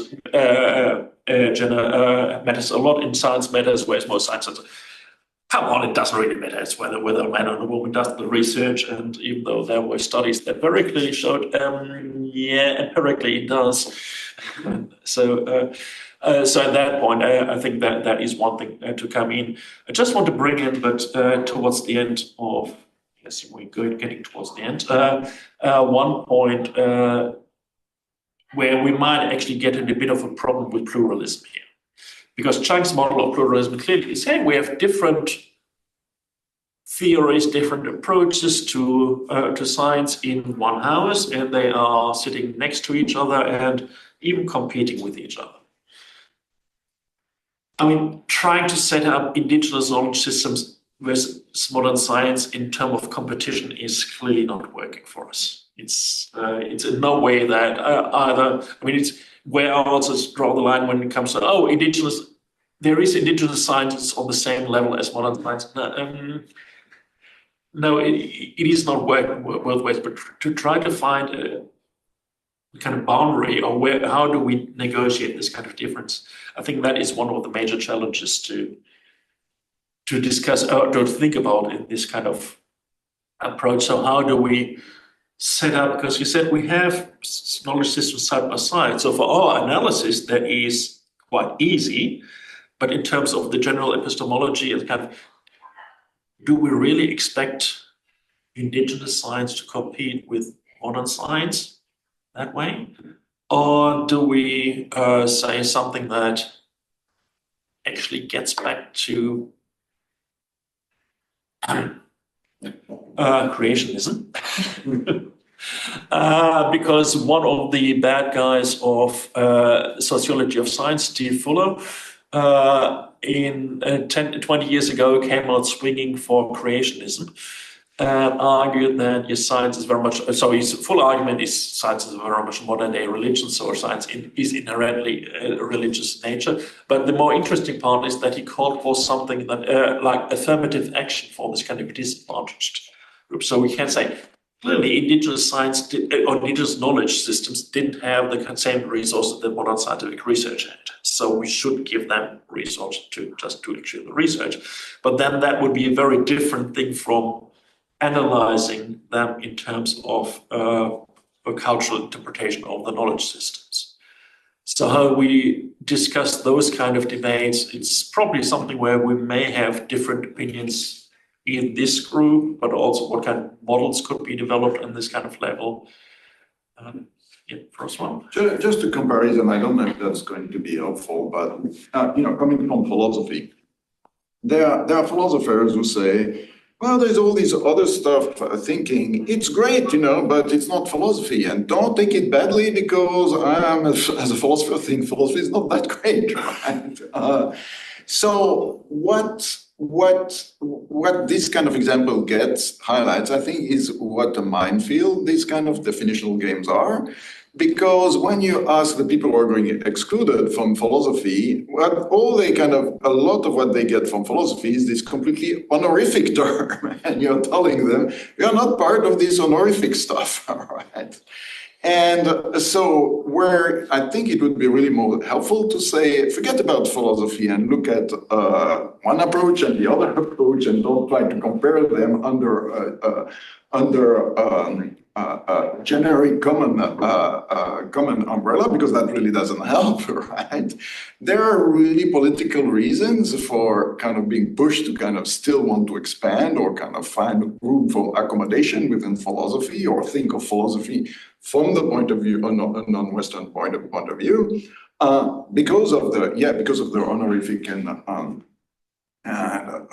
social cost, political cost that this will have. So I wonder if there is something similar in the case of science.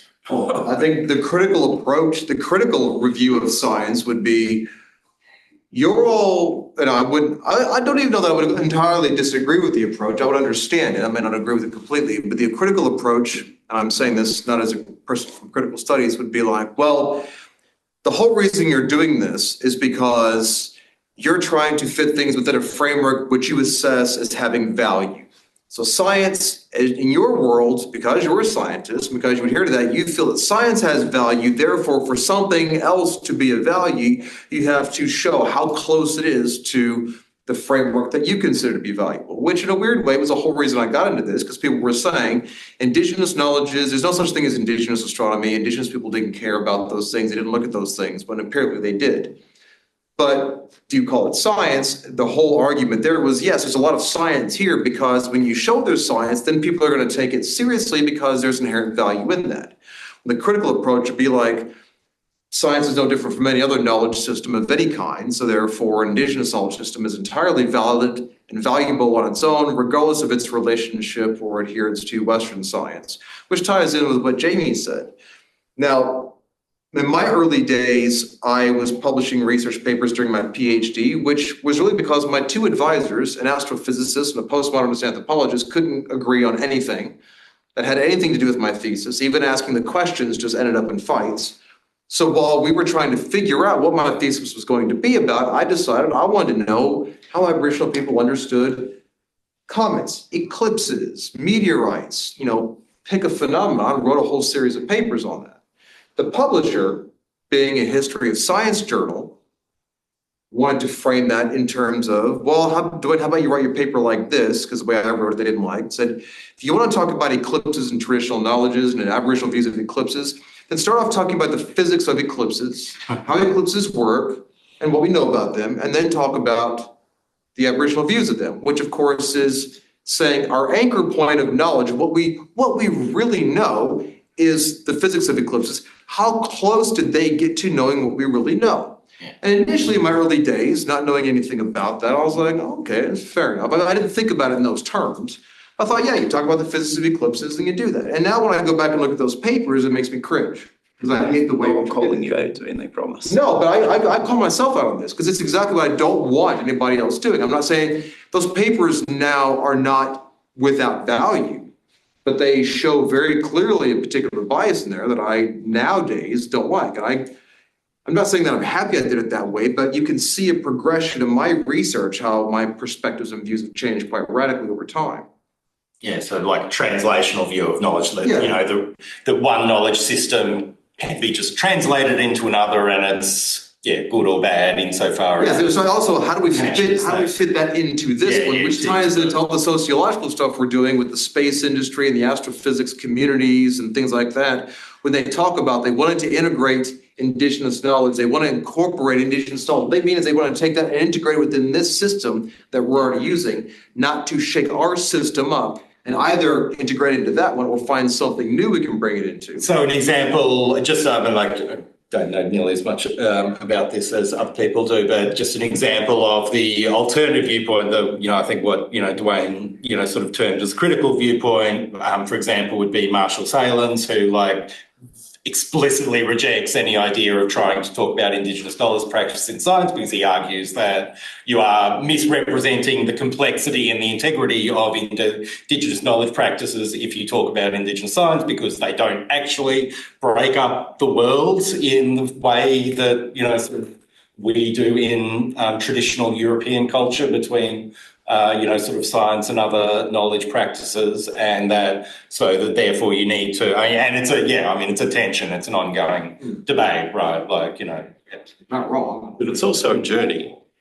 Yeah. It's also a journey where the fact that any discussion in that field must have begun from that point of view, because if you tried to do it any other way, you would never have been published. Well, that's the culture of the that's what I'm saying. Yeah. That's the culture of the scientific community. Can I withdraw a word that I used before and substitute it with another? Yep. I'd like to take out the word survival, and I'd like to replace it with utility. Okay. Because I think that's the essence of Indigenous culture, is Indigenous science. Whether it has a philosophy supporting or not, it must do, because otherwise it wouldn't have done what it did. I think it was all about utility.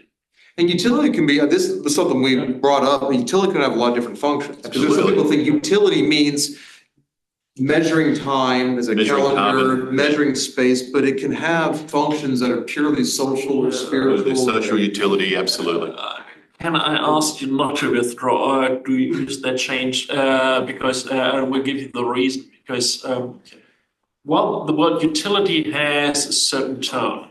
And brings a lot of baggage, because if we go back to this kind of classic ideas of where European science comes from, Greek philosophy, is exactly this kind of argument: the pure knowledge is superior to the utilitarian knowledge, simply because it does this kind of reflection. So if you say Indigenous cultures do this have this utilitarian approach, which would be in terms translated Aristotelian terms or Platonic terms, oh, this is the lower kind of things about knowing things, but this is not proper knowledge. No, but utilitarian. But this baggage comes with this, and I think when we have this in here, it's kind of possibly taking that point back to the Chang reading again. This idea that aims and goals and values are always embedded in these knowledge practices. You can't do a knowledge practice without having some kind of but that goes aims and values. Back to your earlier question, was there is kind of different philosophy of science? Yes, there will be, but because of course, I mean, Greek astronomy also had a lot of applications while they did that as kind of reflections in Aristotelian cosmology. In the same way, indigenous knowledge practices also include reflections on things, and the way that certain rituals are practiced are not just purely utilitarian. They are embedded in broader philosophical approaches. And to take that, but say, the focus of this is all very much towards utility. It's again making an assumption where I would be a bit careful, say, maybe it looks like that from us, from the outside, but how would knowledge holders themselves present this kind of thing? They probably would use other words than we would. Just to add on that, I guess to me, like, I don't like the term survivor because it has other connotations. Me too. That's fine. It's got terrible connotations. But as well, I'd argue that every society on every level has always had to survive. That is the key part of it. I think it also kind of draws back to, which I really hate, the conversations I see it far too still in like media today, where people are like, oh, but they didn't have buildings or whatever, because they view that as, science and technology and all the rest of it, when there's a lot of other ways that science and whatever we define it as and technology is exerted. And I think that extremely complicated social systems as well often get overlooked about how important they are and how they can be developed. Also that ongoing transmission of knowledge, and the fact that people are making art and other kinds of things, like that's generally a sign that you have surplus, because somebody has time to sit there and make this art rather than, if it's basic survival, feeding themselves. So I think that a lot of people think, that has to be like Mesopotamia or whatever, but it can have very different looks. If you tried to live in Mesopotamia like they had at the cradle of civilization in Australia, they would have all died. So like, it's just, I think it's kind of that, like, it's beyond that. And I guess that's just something that, I don't know, from a job perspective as an archaeologist, that I think they had more time and they were able, obviously, to create incredibly complex social systems, multiple languages, sometimes even within the same mob. You talk in a different language to your mother-in-law who you would to your wife and your father. And then, But the Modi system is based upon a deep understanding of human genetics. Mm-hmm. You don't even marry your fifth cousin. No. White people don't even know who a second cousin is. Try shoving him into a 16-factor kinship structure and who you have to talk, deal with and how you talk to them. It's like, be completely lost. Because we're overcoming a lack of knowledge. I think I forget this, I'm guilty of this. We know so much more than your average academic working in their own particular silo, and we know vastly more than your average person in the street. So I'll give you an example. I had someone come to me and say, look, I really want to do Indigenous stuff, Tim. I've got this Indigenous, I want to do pottery with the kids. I said, yeah, but Indigenous people, where did you find Indigenous people make pots? I said, can you tell me the mob, the location, the purpose, the function? Oh, no, I just thought it'd be a nice activity. Yeah, but... And so you then find yourself... And you don't want to sound like you're stopping people from doing things. It's like everyone wants to do dot painting. Well, let's just kill that one right now. But unfortunately, that's now entered the Australian consciousness as a representation of Indigenous culture. Look at the football jerseys. I mean, we're doing stuff at a much deeper, more serious, rigorous level than that. But we've got a lot of implicit biases, I guess, to overcome. And part of a lot of what we're talking about is terminology. How do we phrase things? Yep. How do we frame it? How do we do it in a way that, gets the point of what we're trying to make across, but is also not dragging on terms that have a very long history of, bias that other people might bring to it. This is something I raised in the meeting with Dwayne and a couple of others the other day, I was talking about the gathering of story and mythology. And I used that word mythology intentionally because I think it's a word that should be reclaimed. And the same could be said for astrology and a lot of the other terms we've used recently. They're really loaded terms, but the terms that used to have a really specific and implicit meaning that's just now changed and been bastardized over time. And there is an argument there for trying to use some of those terms intentionally and aim to bring them back. Yeah, I mean, I like mythology, but I come from a Near Eastern background, so. I think also mythology is an academically respectable enterprise. Astrology.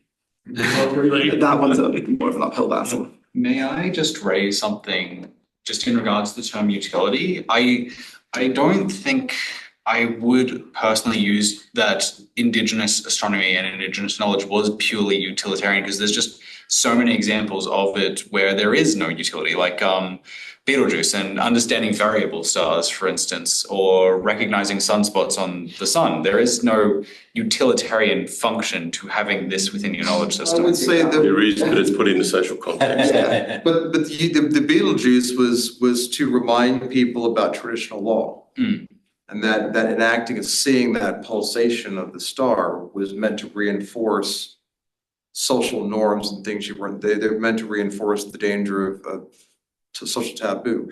But the sunspots, not specifically sunspots, because I don't know of many examples of that in Australia really, but the aurora appearances did tie in the Mudong cycle, according to Derwal elders, that tied in with that 11-year Mudong cycle, which was the appearance of aurora, which they specifically mention occurred in times around October, which is when you have the equinox, which is when the ecliptic and the equatorial planes cross, which is when you have co-opting magnetic field that makes it easier for those particles to get in. So, I mean, that's the science we talk about behind that, but they had a utilitarian purpose for that. But again, what does utilitarian mean? And as you mentioned before, that sort of implies that it was practical only and there was no form of philosophical inquiry for the sake of philosophical inquiry. But I'd like to add to that as well, because something we probably should have brought up at some point is that when we were discussing Aboriginal story, what we were discussing is that top level available story that's been made available to us as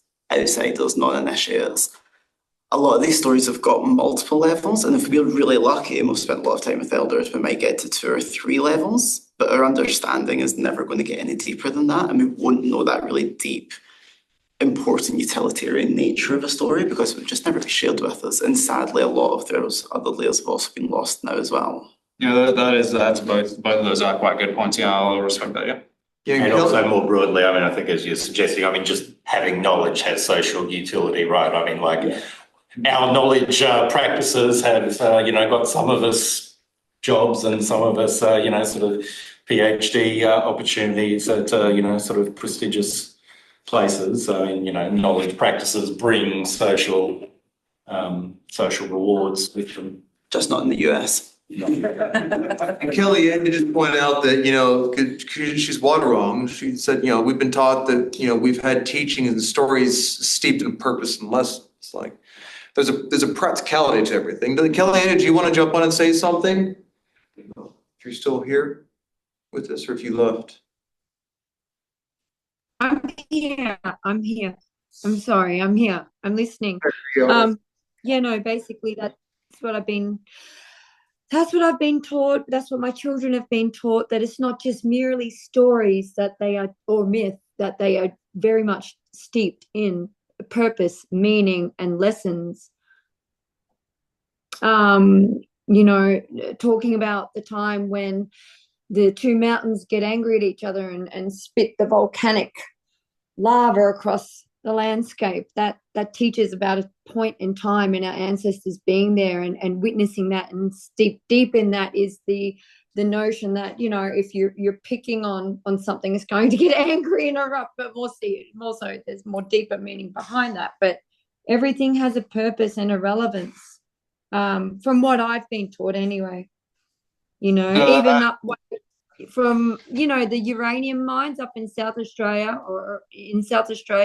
they call that sick country, and there's a snake that lives there. Like the way the path is with the uranium in the landscape, it's depicted like a snake, and they called that sick country. And Uncle Rick even talks about that when he does his welcome to country. He talks about the idea that country is sometimes sick. It's not always healthy, and that's an example of sick country. And when we have strangers coming onto country, a part of the cleansing and the making sure the person is not bringing sickness is a way of meeting them and giving them safe passage. And that's not just by welcoming them in, because not everybody was welcome, but rather as a way to assess that individual and to see, are they okay? Are they sick or what? You know, so things are done with such purpose, and meaning. I'll stop there. Sorry, I could go on. No, thanks, Kelly. I appreciate that's exactly right. And yeah, it's something we spoke about in class the other day, that, you know, the idea of taking mythology back. Mythology is a mnemonic. It's a great way of encoding multiple levels of information that you can pass down orally, which is how we kind of evolved to that. But even people dismiss things as fables. Well, fables always had a moral turn to them. They always had a lesson within them that was told in a way that people could recognize and identify with. So I think, anyway, that's sort of almost like an adjacent thing to discussions of science. But the whole point of the arguments against Indigenous knowledge having anything to do with science is that unless it's written down, or you're talking about things in literal context, then it's not science, even though as science communicators, we're taught we have to tell a story. That's how we do things, you know? But I think that's referred to as, is it scientism? When, I know that's what Rochberg uses to refer to it, for kind of Near Eastern stuff, where if they can't ascribe a scientific purpose to it, and it's not value. If it's a story that has the same information in it but wasn't done for a purely scientific purpose, therefore it's again not of value, even though it has the same information, it's just presented differently. And I think that it's kind of trying to move away from those views, because anyway, it's easy to remember as well if it's interesting. Sex, drugs, and rock and roll. Yeah, and John Paul talked yesterday about how everything is relational. Everything is seen as a person. Trees, plants, animals, stars, everything is seen as a person, and as personhood. You refer to them as kin, and that's why you're never alone. So those kinds of ideas. But anyway, that's the end of the seminar today. Thank you, Gerhard, for that. One final question, because we are supposed to continue discussion on pluralism. Whether you think that this final part of Chang is strong enough, or giving another, or because the alternative would be to bring in, as I mentioned, Alison Wiley, Canadian philosopher of science, who came from this kind of feminist standpoint theory, developed pluralism, and then got into touch as work on archaeology in Canada, surprise, surprise, on First Nation issues. So bringing a better text by her as well into the mix for the discussion. Yeah, good. Well, it's good. All right, so you send that to me. I've got everything up on the website, so there's no page for that. Send that to you, and then Everybody's got the link for the seminar page, and if anybody else wants to contribute something, I need a title, and I need a reading and a date, so I know to earmark everybody in that. Oh yeah, and next week, in 2 weeks, because this room is already booked, we are over in Allen Gilbert on Great Street, on G21, I think. G21, yeah, different room in the next quarter. The rest of the semester will be here, but. All right, thanks everybody. Thanks for joining. Oh yeah, and oh, we've got the planispheres available if anybody wants to buy one. Yeah, I've got the credit card thing working. Okay, thanks everybody. It was good seeing you. Yes. Talk again soon. Wayne, Rabbi.